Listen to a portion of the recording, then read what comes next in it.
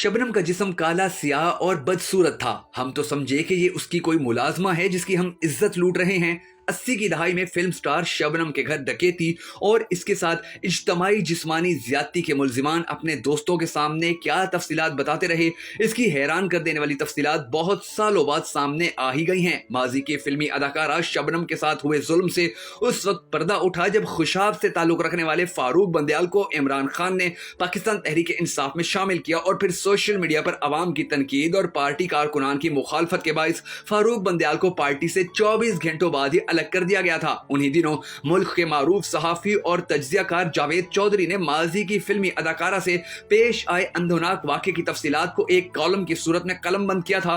जावेद चौधरी ने लिखा कि इस जमाने शबनम गुलबर्ग लाहौर में रहती थी और सैकड़ों लोग सारा दिन इसकी एक झलक देखने के लिए उसके घर के सामने खड़े रहते थे। लेकिन फिर 12 फरवरी 1978 को 5 लोग शबनम के घर में दाखिल हुए और उसका कैरियर और शख्सियत दोनों तबाह हो गए। वो लोग शाम से घर के सामने मंडला रहे थे। वो पूरी रात माहौल का इंतजार करते रहे और सुबह 4 बजे जब पूरा गुलबर्ग गहरे कोहरे में गुम था तो ये लोग शबनम के घर में दाखिल हो गए। मुल्जिमान ने शबनम, रोवन घोष और रोनी घोष को इकट्ठा किया, उनके सर पर पिस्तौल रखे और 5 लाख रुपए तलब किए। मुल्जिमान ने रकम न मिलने की सूरत में रोनी घोष को अगवा करने की धमकी भी दी। यहां से अब इस केस के 2 वर्जन सामने आए। शबनम, रोवन घोष और उनके वकील SM जफर का कहना था कि ये लोग बिगड़े हुए रईसजादे थे जो सिर्फ रकम लेने के लिए घर में दाखिल हुए। उन्होंने रकम ली और चुपचाप वापस चले गए। जबकि फिल्म इंडस्ट्री और अखबार नवीसों ने दावा किया कि मुल्जिमान ने रोवन घोष और रोनी घोष के सामने शबनम का गैंग रेप किया। लेकिन शबनम की तरफ से रेप का इल्जाम लगाया गया और ना ही ये इशू केस में किसी जगह उठाया गया था। लेकिन केस के बड़े अरसे बाद मुल्जिम अपनी निजी महफिलों में रेप की डींग मारते रहे।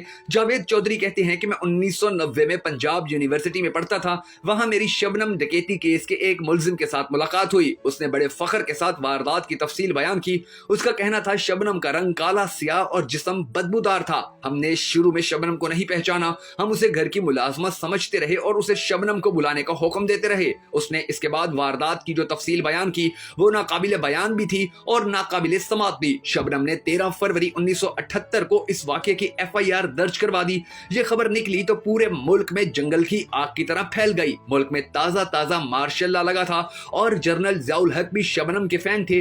चनाचा पुलिस पर दबाव और पुलिस ने 36 घंटों में मुल्जिमान गिरफ्तार कर लिए। मुल्जिमान का सरगना फारूक बंदयाल था, जबकि बाकी मुल्जिम वसीम, याकूब बट, ताहिर, तनवीर, जमील अहमद चट्ठा और अकबर साही थे। ये तमाम मुल्जिम पंजाब के खुशहाल और बाअसर घरानों से ताल्लुक रखते थे और ये सब गवर्नमेंट कॉलेज में पढ़ते थे। इनका सरगना फारूक बंदयाल खुशाब की तगड़ी जमींदार फैमिली से ताल्लुक रखता था और ये गांव बंदयाल का रहने वाला था। इसके मामू FK बंदयाल उस वक्त चीफ सेक्रेटरी थे। मुल्जिम गिरफ्तार हो गए लेकिन पुलिस और शबनम का खानदान शदीद दबाव में आ गया। हमारे सीनियर बताया करते थे कि चीफ सेक्रेटरी के प्रेशर की वजह से आबरू रेजी यानी रेप का इल्जाम दबा दिया गया। शबनम भी इस मामले में खामोश थी। मैंने शबनम के वकील SM जफर को फोन किया। शाह साहब का कहना था कि केस में किसी जगह रेप का इल्जाम नहीं था। शबनम ने मेरे बार पूछने पर भी मुझे नहीं बताया। पुलिस को भी तफ्तीश के दौरान इस किस्म का कोई इशारा नहीं मिला था। शबनम ने मेडिकल टेस्ट भी नहीं करवाया था। चनाचा ये इल्जाम गलत है।